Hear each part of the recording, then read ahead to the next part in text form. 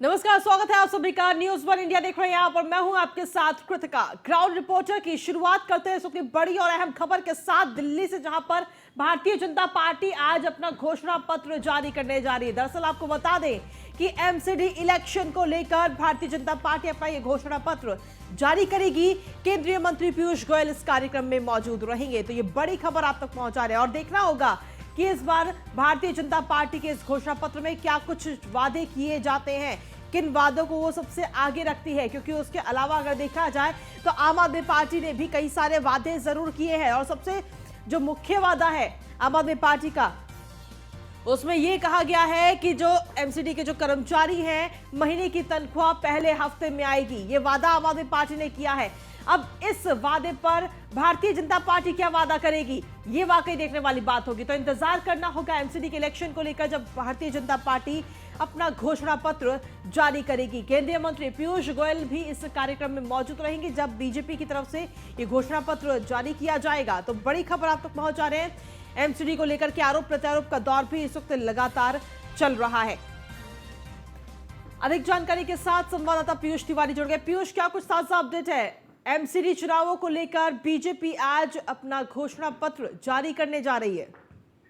देखिए, अगर हम बात करें तो एमसीडी के चुनाव नजदीक है, ऐसे में आज भारतीय जनता पार्टी अपना संकल्प पत्र जारी करेगी और कई अहम मुद्दे हैं, क्योंकि करीब 10 से 12 दिन और रह गए एमसीडी चुनाव को लेकर। और आज जब घोषणा पत्र जारी होगा तो जो केंद्रीय मंत्री हैं पीयूष गोयल, उसके साथ ही जो दिल्ली बीजेपी के प्रदेश अध्यक्ष हैं अनीश गुप्ता, वो इस संकल्प पत्र को जारी करेंगे। और बीजेपी के मुताबिक इस संकल्प पत्र को दिल्ली के लोगों की रायशुमारी से ही तैयार किया गया है। उनकी पसंद नापसंद पर पार्टी ने अलग से राय ली है और लोगों से सीधे संवाद के बाद ही इसे तैयार करने के लिए एक वेबसाइट के माध्यम से सबकी राय भी ली गई थी। इसके अलावा अगर हम बात करें तो आम लोगों के साथ ही रेजिडेंट वेलफेयर एसोसिएशन, छोटे बड़े कारोबारियों, संगठनों से भी बात की गई है। बीजेपी सूत्रों की माने तो इस संकल्प पत्र में सभी वर्गों का खास ख्याल रखा गया है। उसमें महिलाओं की बात करें, व्यापारियों की बात करें, युवाओं की बात करें, सफाई कर्मियों की बात करें, और निश्चित तौर पर जिस तरीके से एमसीडी के चुनाव जैसे जैसे नजदीक आ रहे हैं,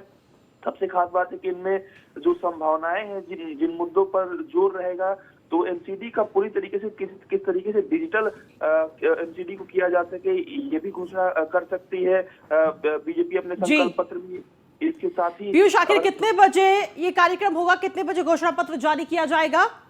देखिए, अगर हम बात करें तो करीब 2 घंटे बचे हैं, यानी कि 11 बजे के आसपास ये संकल्प पत्र जारी हो जाएगा। और तमाम इसमें मुद्दे हैं, ट्रेडर्स को ट्रेड लाइसेंस में बहुत सारी सुविधाएं देना, इसके अलावा नियमों को पारदर्शी बनाना, फैक्ट्री लाइसेंस को खत्म करना, नगर निगम के स्कूलों को लड़कियों की पढ़ाई के लिए बेहतर सुविधा और कोचिंग व्यवस्था, इन तमाम मुद्दों को लेकर आज भारतीय जनता पार्टी अपना संकल्प पत्र एमसीडी चुनाव के लिए जारी कर सकती है। चलिए, शुक्रिया पीयूष तमाम जानकारी और अपडेट्स देने के लिए। और इसी के साथ चलिए बुलेटिन में आगे बढ़ेंगे। 2 जिलों के दौरे पर रहेंगे आज मुख्यमंत्री योगी आदित्यनाथ, जहां आज अलीगढ़ और फिरोजाबाद जाएंगे सीएम योगी आदित्यनाथ और कई सारी विकास परियोजनाओं का लोकार्पण और शिलान्यास करेंगे। प्रबुद्ध जन सम्मेलन को भी आज मुख्यमंत्री संबोधित करेंगे। अलीगढ़ और फिरोजाबाद में प्रबुद्ध वर्ग सम्मेलन को संबोधित करेंगे मुख्यमंत्री योगी आदित्यनाथ। तो बड़ी खबर आप तक पहुंचा रहे हैं।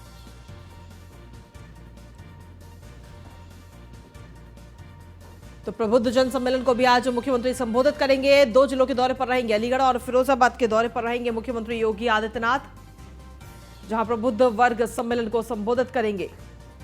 सीधे तौर पर देखा जाए तो नगर निकाय के चुनावों को लेकर इस वक्त भारतीय जनता पार्टी लगातार जुटी हुई है और जगह जगह जाकर के जो जिले हैं, मुख्य जिले जो हैं खासतौर पर, वहां जाकर के तमाम योजनाओं की सौगात उनको दी जा रही है। तो बड़ी खबर आप तक पहुंचा रहे हैं। मिनट टू मिनट कार्यक्रम आपको बता दें, सुबह 11:40 पर लखनऊ से रवाना होंगे मुख्यमंत्री और लखनऊ से रवाना होंगे 11:40 पर। दोपहर 1:15 से 2:45 तक विकास योजनाओं का लोकार्पण और शिलान्यास करेंगे। दोपहर 2:55 तक राजकीय औद्योगिक एवं कृषि प्रदर्शनी को देखेंगे। 2:55 पर राजकीय औद्योगिक एवं कृषि प्रदर्शनी देखेंगे। 3:30 बजे से 5 बजे तक विकास परियोजनाओं का लोकार्पण और शिलान्यास करेंगे। तिलक ग्राउंड में प्रबुद्ध जन सम्मेलन को संबोधित करेंगे सीएम योगी।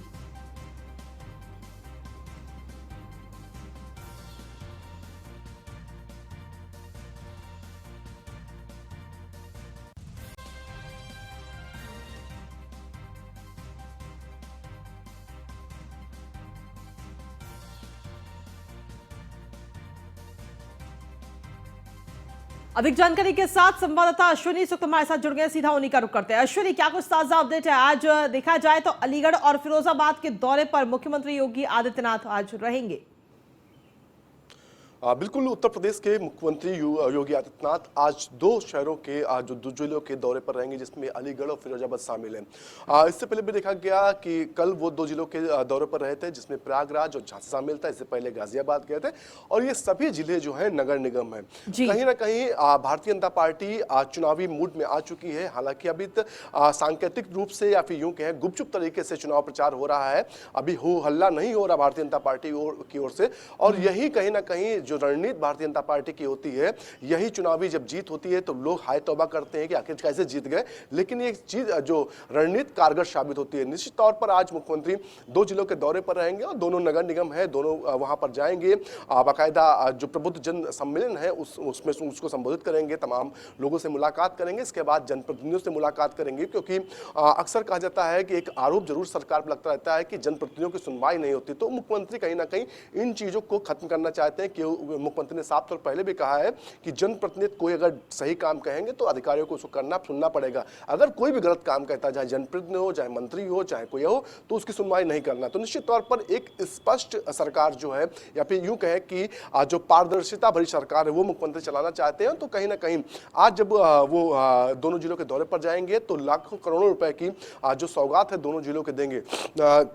तमाम जो लोकार्पण होंगे, तमाम शिलान्यास मुख्यमंत्री के द्वारा किए जाएंगे, क्योंकि आगामी अगले महीने में किसी भी दिन जो है आचार संहिता लग सकती है, चुनावी घोषणा हो सकती है। तो ऐसे में उसके बाद कोई भी सरकारी कार्यक्रम नहीं हो पाएगा, कोई भी लोकार्पण शिलान्यास नहीं हो पाएगा, और इसको भारतीय जनता पार्टी और सरकार बखूबी जानती है। तो कहीं ना कहीं इसी से पहले तमाम जो नगर निगम है वहां पर दौरे शुरू हो गए हैं। 17 नगर निगम इस बार उत्तर प्रदेश में है। पिछली 2017 में 16 नगर निगम थी, इस बार एक बढ़ के 17 नगर निगम हो गए। जनता पार्टी चाह रही है कि 17 की 17 नगर निगम उनके कब्जे में रहे, क्योंकि ये जो सेमीफाइनल के रूप में देखा जा रहा है। 2024 का चुनाव होगा, उससे ठीक पहले सेमीफाइनल होगा। भारतीय जनता पार्टी को बखूबी पता है कि अगर इन 17 नगर निगम पर कब्जा कर लेते तो निश्चित तौर पर 17 लोकसभा एक तरीके से सीटें उनके कब्जे में आ जाएंगी। और इसी को लेकर के भारतीय जनता पार्टी मेहनत कर रही है, चाहे वो मुख्यमंत्री योगी आदित्यनाथ खुद हो, चाहे दोनों डिप्टी सीएम हो, चाहे प्रदेश अध्यक्ष भारतीय जनता पार्टी के हो, लगातार जिलों के दौरे कर रहे हैं। कहीं ना कहीं लोगों को संदेश देना चाहते हैं कि सरकार उनके द्वार पहुंच रही है और सरकार उनकी चिंता करती है। क्योंकि निकाय चुनाव है, निकाय चुनाव से पहले अगर तमाम जिलों में सौगातें मिलती है तो कहीं ना कहीं वो जो वोटर्स होते हैं उनका मूड चेंज होता बदलता है, और कहीं ना कहीं भारतीय जनता पार्टी के चाहती है कि उनके पक्ष में वोट करें। निश्चित तौर पर मुख्यमंत्री का यह कार्यक्रम बेहद महत्वपूर्ण है और दोनों जिले के दौरे पर मुख्यमंत्री रहेंगे आज। जी, जिस तरीके से देखा जाए तमाम सौगात भी आज अलीगढ़ और फिरोजाबाद की जनता को मिलने जा रही है।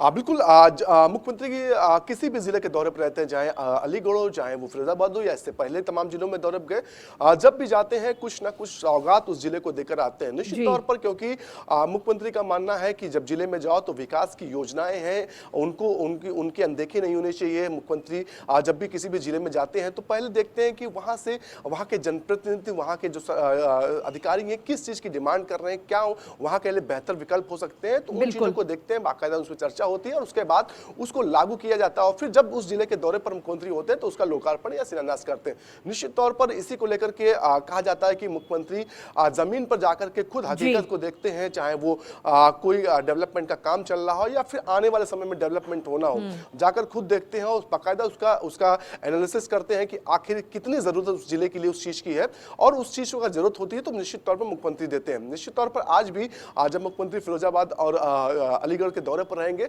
उस दौरान भी करोड़ों रुपए की सौगात दोनों जिलों को मिलने वाली है। जी, चलिए ठीक है अश्विनी, आप लगातार बने रहिए, आगे और भी तमाम खबरों पर आपसे अपडेट्स और जानकारी लेंगे। इसी के साथ चलिए अगली खबर की ओर रुक कर लेते हैं। डिप्टी सीएम केशव प्रसाद मौर्य आज मुजफ्फरनगर के दौरे पर रहेंगे, जहां आज 11 बजे खतौली पहुंचेंगे डिप्टी सीएम केशव प्रसाद मौर्य और खतौली में राजकुमार सैनी के लिए सभा करते हुए नजर आएंगे।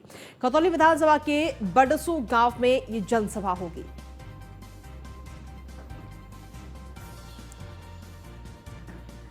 तो आपको बता दें कि मुजफ्फरनगर की खतौली विधानसभा सीट पर उपचुनाव होना है और उपचुनाव के दौरान विक्रम सैनी की पत्नी राजकुमारी सैनी को चुनावी मैदान में भारतीय जनता पार्टी ने उतारा है।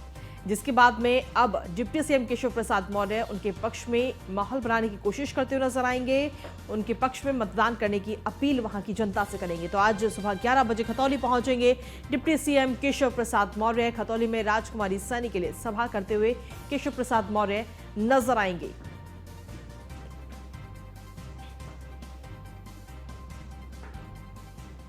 वहीं मुख्यमंत्री ब्रजेश पाठक उप मुख्यमंत्री ब्रजेश पाठक का आज इटावा दौरा है। बड़ी खबर आप तक पहुंचा रहे, जहां मैनपुरी उपचुनाव में प्रबुद्ध सम्मेलन में वो शिरकत करेंगे।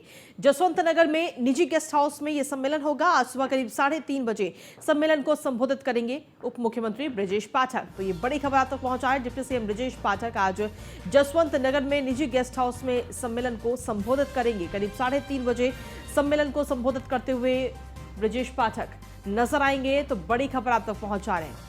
आज मैनपुरी उपचुनाव में प्रबुद्ध सम्मेलन में शिरकत करते हुए डिप्टी सीएम ब्रजेश पाठक नजर आएंगे। आज इटावा के दौरे पर रहेंगे डिप्टी सीएम ब्रजेश पाठक, जहां मैनपुरी उपचुनाव में प्रबुद्ध सम्मेलन में वो शिरकत करेंगे। और जसवंत नगर में एक निजी गेस्ट हाउस में सम्मेलन होगा, जहां 3:30 बजे सम्मेलन को भी संबोधित ब्रजेश पाठक करेंगे।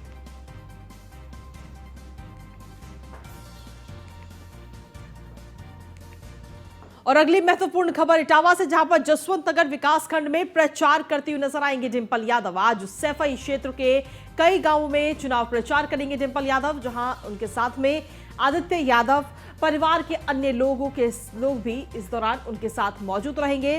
साथ ही आज सैफई में डोर टू डोर प्रचार डिंपल यादव करेंगी। तो मैनपुरी की लोकसभा सीट, इसको किसी भी हाल में समाजवादी पार्टी अपने खाते से नहीं जाने देना चाहती है। अभी तक इससे पहले मुलायम सिंह यादव यहां पर चुनाव लड़ते रहे हैं, तो ऐसे में समाजवादी पार्टी का गढ़ भी इसको कहा जाता है। लेकिन अब इस बार मुलायम सिंह यादव के निधन के बाद में उनकी बहू डिंपल यादव यहां से चुनावी मैदान में है। हालांकि देखना होगा कि जो प्यार अभी तक नेताजी मुलायम सिंह यादव को मिला, वो प्यार अब उनकी बहू डिंपल यादव को भी मिलता है या नहीं, क्योंकि ये सवाल इस वक्त लगातार और हर किसी के मन में है।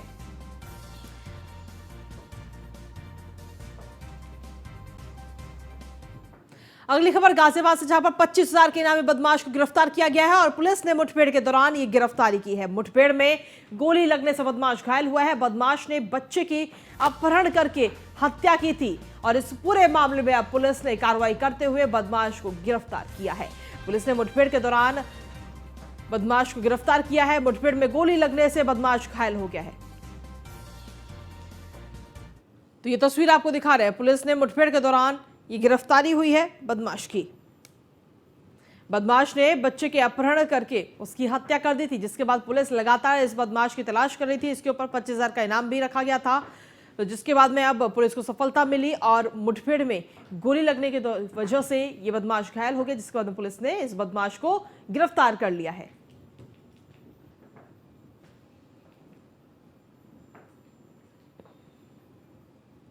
तो 25,000 का इनामी बदमाश को इस वक्त गिरफ्तार किया गया है। पुलिस ने मुठभेड़ के दौरान ये गिरफ्तारी हुई है। पुलिस की गोली लगने से ये बदमाश घायल हुआ।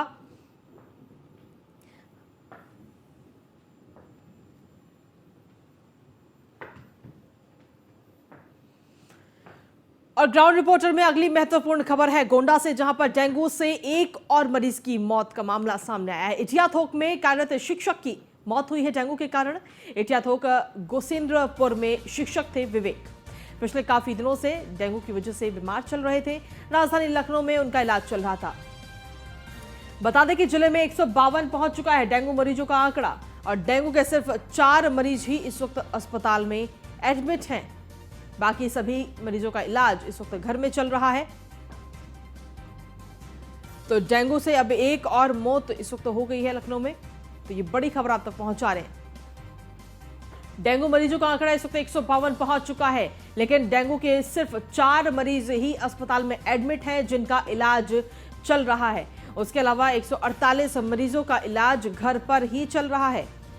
तो गोंडा से बड़ी खबर आप तक पहुंचा रहे हैं। डेंगू से एक और मरीज की मौत का मामला सामने आया है। इटियाथोक में कार्यरत शिक्षक की मौत हुई है। पिछले कई दिनों से डेंगू के कारण बीमार चल रहे थे। इटियाथोक कोसेंद्रपुर में शिक्षक थे विवेक। अधिक जानकारी के साथ संवाददाता कादिर खान जुड़ गए। कादिर, क्या कुछ ताजा अपडेट आपके पास में? गोंडा में लगातार जो डेंगू मरीज है उनका जो प्रकोप है वो देखा जा रहा है और मरीजों की संख्या जिस तरीके से बढ़ रही है बेहद ही चिंतनीय विषय है। और लगातार जिस तरीके से डेंगू मरीज जो है जिला हॉस्पिटल में एडमिट थे और लापरवाही देखी जा रही थी, जिसके बाद सरकार तो जागी और इनकी शिफ्टिंग की गई दूसरे उसमें, लेकिन मरीजों को अभी भी यहाँ के जिला हॉस्पिटल पे भरोसा नहीं है। इलाज में जिस तरीके से लापरवाही होती थी वहीं मरीजों की संख्या भी लगातार बढ़ रही है और डेंगू से एक और मौत होने के बाद में जिस तरीके से डेंगू का प्रकोप जो है वो बढ़ता जा रहा है, जगह जगह लापरवाहियों का अंबार देखा जा रहा है। तो कहीं ना कहीं जिस तरीके से आंकड़े बढ़ रहे हैं वो डरावने हैं और लगातार जिस तरीके की तस्वीरें निकलकर सामने आ रही हैं उससे लोगों को सजग रहना चाहिए और लोगों को सावधानियां बरतनी चाहिए, जिससे डेंगू के प्रकोप से बचा जा सके। चलिए, शुक्रिया कादर तमाम जानकारी और अपडेट्स देने के लिए। और अगली महत्वपूर्ण खबर है अमरोहा से, जहां पर सड़क हादसे में 2 सगे बहनोइयों की मौत हो गई है। साले की शादी की तैयारियों में ये दोनों लगे हुए थे। छुट्टा पशु को बचाने के चक्कर में ये भीषण हादसा हुआ है। अमरोहा जिले के रहवा गवा मार्ग पर यह हादसा हुआ है और इस सड़क हादसे में 2 बहनोई की मौके पर ही मौत हो गई। दरअसल साले की शादी की तैयारियों में ये दोनों लगे हुए थे। अमरोहा की खबर आप तक पहुंचा रहे हैं। अधिक जानकारी के साथ संवाददाता मोहम्मद माजिद जुड़ गए हैं। माजिद, क्या कुछ ताजा अपडेट आपके पास में इस हादसे को लेकर? देखिए, मैं बता दूं, ये पूरा मामला अमरोहा जनपद के रहरा थाना क्षेत्र का है, जहां पर 2 सगे बहनोई साले की शादी में लगे थे और संभल से वापस रहरा पहुंच रहे थे और रास्ते में जो है जो पशु आ गए, उसके आगे आवारा पशु, उसको बचाने के चक्कर में गाड़ी अनियंत्रित हो गई, बाइक और जाकर एक पोल से टकरा गई और मौके पर ही दोनों की मौत हो गई है। बताया जा रहा है कि परिवार में चीख पुकार मच गई है और पुलिस ने दोनों सबको कब्जे में लेकर पोस्टमार्टम के लिए भेज दिया है। बताया जा रहा है कि रहरा थाना क्षेत्र में आवारा पशु बहुत ज्यादा है और रोडों पर टहलते रहते हैं। यही एक बड़ी वजह है जो वहाँ पर आए दिन हादसे होते रहते हैं। लगातार शिकायतें मिलती हैं कि कहीं ना कहीं पशु जो है कुछ वाहन के आगे आ जाते हैं और ये हादसे का शिकार हो जाते हैं। एक तरफ शादी की तैयारियां चल रही थी, घर पर बहुत खुशियां थी और ये पूरा मातम में बदल गया है। जी ठीक है, शुक्रिया तमाम जानकारी देने के लिए मोहम्मद माजिद। और चलिए बुलेटिन में आगे बढ़ते हैं। मेरठ के हापुड़ अड्डे चौराहे पर राह चलते बुजुर्ग के साथ दबंगों ने मारपीट की है। बता दें आपको कि बुजुर्ग को लहूलुहान करने के बाद 60,000 रुपए लूटकर दबंग फरार हो। सूचना मिलते ही मौके पर पहुंची पुलिस और बुजुर्ग को निजी अस्पताल में भर्ती कराया गया। फिलहाल पुलिस ने एक आरोपी को भी हिरासत में लिया है और साथ ही 2 अन्य युवक अभी फिलहाल मौके से फरार हैं। तो ये तस्वीर भी आपको दिखा रहे हैं। देखिए किस तरीके से लहूलुहान बुजुर्ग को किया गया। हालांकि पुलिस ने बुजुर्ग को अस्पताल में भर्ती कराया है और साथ ही एक आरोपी को भी गिरफ्तार कर लिया है। 2 अन्यों की तलाश इस वक्त की जा रही है। मेरठ का ये पूरा मामला सामने आया जहां पर बुजुर्ग के साथ मारपीट की गई। अधिक जानकारी के साथ संवाददाता के शर्मा जुड़ गए। के शर्मा, क्या कुछ ताजा अपडेट आपके पास? बता दूं, ये हापुड़ अड्डे की दूसरी घटना है। अभी 1 हफ्ते पहले ही ठीक इसी तरीके की मारपीट 2 गुटों में हुई थी। वहां पर एक नेता के बेटे ने पुलिस को थप्पड़ मार दिया था, लेकिन उसके बाद भी पुलिस ने यहाँ पर सुरक्षा व्यवस्था नहीं बनाई और ये जो व्यापारी थे जो शाम को यहाँ पर जा रहे थे उनके साथ ये बड़ी लूटपाट की घटना हुई है। और इस लूटपाट की घटना के बाद पुलिस बैकफुट पर बात करने की कोशिश की तो कोई बात करने के लिए आगे आया नहीं। और जिस तरीके से इनका आप हालत देख रहे हैं, जो लहूलुहान अवस्था देख रहे हैं, वो बता रहा है कि किस बुरी तरीके से मारा गया है। बदमाशों ने व्यापारी के से न केवल नकदी लूटी है बल्कि विरोध जब किया गया तो चाकू भी दिखाया गया और उसके बाद ये स्थिति कर दी गई। 2 लोग बताए जा रहे हैं जी, उनमें से एक को तो पकड़ लिया गया है, दूसरा फरार है। पुलिस मामले की जांच कर रही है, जबकि पुलिस से जब हमने बात करी तो पुलिस कह रहे हैं कि लूट नहीं मारपीट का मामला है। लेकिन जनता ने इस मामले में रोष जताया है कि जिस तरीके से सबसे व्यस्तम चौपलों में से एक चौपले पर खुलेआम बदमाशी होती है, मारपीट होती है और उसके बाद हमला होता है और पुलिस चुपचाप रहती है। जिनको पकड़ते हैं थाने की सेटिंग के साथ वो छूट जाते हैं। जी चलिए, शुक्रिया के तमाम जानकारी देने के लिए। अगली खबर नोएडा से, जहां पर हाइड पार्क सोसाइटी में दबंगों का आतंक देखने को मिला। घर में घुसकर दबंगों ने जमकर मारपीट की है, गाली गलौज की है।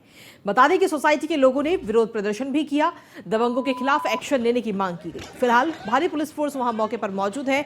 सेक्टर 113 थाना क्षेत्र का ये पूरा मामला बताया जा रहा है, जहां पर सोसाइटी के लोगों ने भी इस घटना के बाद में विरोध प्रदर्शन किया है। घर में घुसकर दबंगों ने मारपीट की है, गाली गलौज की है। सोसाइटी में दबंगों की दबंगई इस वक्त देखने को मिली है। ब्यूरो चीफ निशांत शर्मा इस वक्त जुड़ गए। निशांत, क्या कुछ ताजा अपडेट मिल रहा है? कि हाइड पार्क सोसाइटी ये का मामला है, जहां हाईटेक सोसाइटी के अंदर दबंगों ने घुसकर जमकर मारपीट की, लाठी डंडे मारपीट की और कहीं ना कहीं उन्होंने गाली गलौज की। साथ ही सोसाइटी के जो लोग हैं, निवासी हैं, वो नाराज होकर कार्रवाई की मांग को लेकर सड़कों पर उतरे और सड़कों पर उन्होंने विरोध प्रदर्शन किया। भारी पुलिस मौके पर पहुंची है। हालांकि इस मामले में सेक्टर 113 की जो थाने की पुलिस है वो इसमें जांच कर रही है, जांच के बाद कार्रवाई की बात कर रही है। लेकिन जिस तरीके से देखा जाए, सोशल मीडिया पर जो वीडियो है मारपीट का वायरल हो रहा है, साथ ही विरोध प्रदर्शन करते हुए खुद वहां के निवासी भी दिखाई दे रहे हैं। तो कहीं ना कहीं अब उच्च अधिकारी इस मामले में संज्ञान ले रहे हैं और संज्ञान लेकर कार्रवाई की बात कर रहे हैं। निशांत, क्या अभी तक दबंगों ने ये दबंगई आखिर क्यों दिखाई, मारपीट क्यों दिखाई, इसके बारे में कुछ जानकारी मिल पाई है?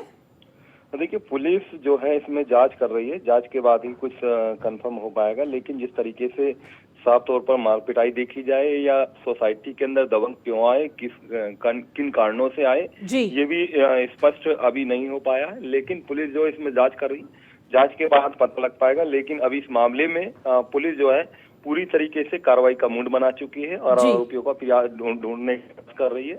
हो सकता है कि जल्दी इनकी गिरफ्तारी हो जाए। अभी तक कोई गिरफ्तारी नहीं हुई इस मामले में? अभी तक किसी तरह की कोई गिरफ्तारी नहीं हुई है। हालांकि उसी को लेकर नाराज जो निवासी हैं वो रोड पर उतरे और कार्रवाई की मांग कर रहे हैं कि जिस तरीके से देखा जाए, एक सोसाइटी के अंदर दबंग कैसे घुसे, कैसे मारपीट करी, एक घर के अंदर मारपीट करते हैं घुसकर। बिल्कुल। तो कहीं ना कहीं सवाल उठ रहे हैं और थाना 113 पुलिस अब इस मामले में कार्रवाई की बात कर रही है। ठीक है, शुक्रिया तमाम जानकारी देने के लिए निशांत।